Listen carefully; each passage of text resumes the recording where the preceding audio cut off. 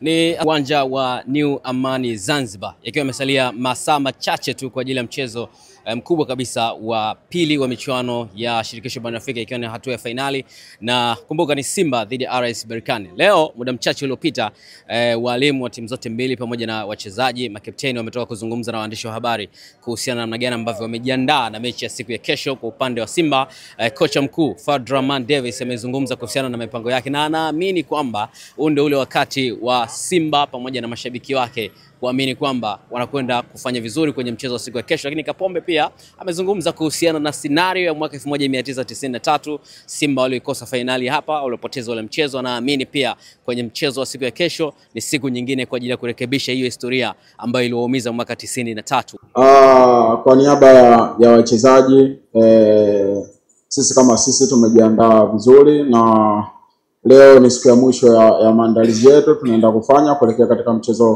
mchezo wa finali. Lakini naweza kusema kwamba tupo hapa na tunafurahia kuwa hapa, na tunafurahia kuwa katika hatua hii, na jambo kubwa tunafurahia mchezo huu wa raundi ya pili tunaenda kumalizia katika ardhi hii ya nyumbani. Na imani mchezo utakuwa ni mzuri na mchezo utakuwa mgumu, lakini sisi tumejiandaa kuweza kufanya vizuri na kuweza kupata matokeo mazuri. Can you help our colleague? Najua wakati finali inachezwa sisi wengine tulikuwa hatupo, na pengine tulikuwa wengine hatujazaliwa, na wachezaji wengi walikuwa hawajazaliwa, lakini historia ipo na tunaisikia kila siku kwamba Simba iliwahi kucheza finali ya mashindano haya, na katika mchezo ule waliweza kupoteza wakiwa nyumbani. Hiyo historia ipo na kila siku tunaendelea kukumbushwa. Kwa hiyo sisi kama wachezaji, na sasa hivi tupo katika hatua hii, kikubwa nachoweza kusema kwamba tupo hapa kucheza huu mchezo, na tupo hapa kucheza kwa ajili ya hisia za Watanzania kwa ujumla na wanachama wote wa Simba, kuhakikisha kile ambacho wana Simba na Watanzania wote kiu yao, ili sisi tuweze kuwakikizi kiu yao na mahitaji yao katika mchezo huu. Obviously, in relation to the fixture, where it's being played and taking us away from our spiritual home. But Simba is a club that rises when facing adversity.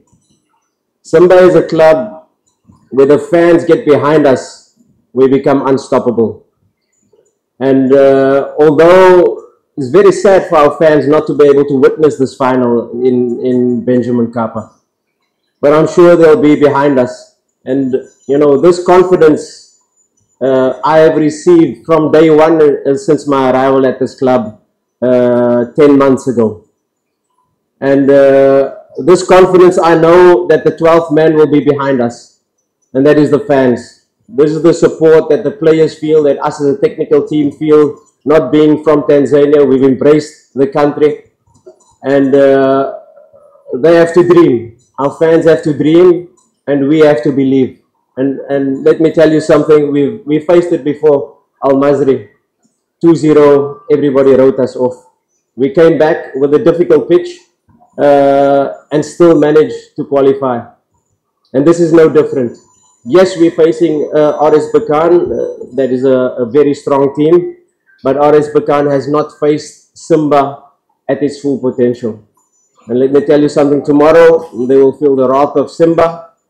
Each and every player playing at their full potential, giving our all to be able to turn around the result. So I'm extremely confident in my team. I'm extremely confident in the support structure that is the fans behind us.